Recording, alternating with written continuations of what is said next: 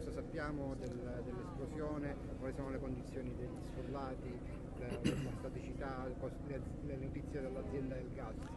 La situazione chiaramente, come abbiamo appreso anche attraverso voi, la situazione è quella che in questo momento stiamo ancora facendo delle verifiche insieme all'azienda gas, i vigili del fuoco, per cercare di capire e soprattutto cercare anche di sapere quali sono i tempi per poter ripristinare, come dire, la situazione. In questo momento penso che un aggiornamento si farà tra 2 orette.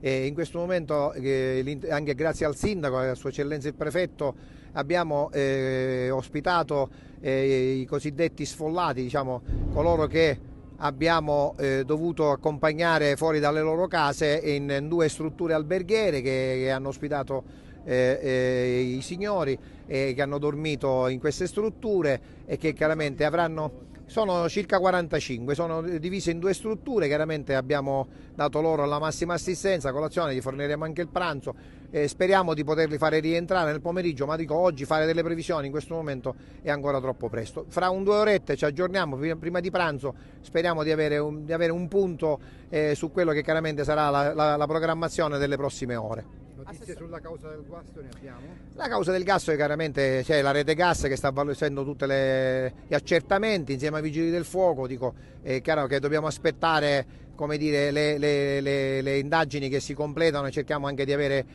notizie certe senza, come dire, allarmismi inutili.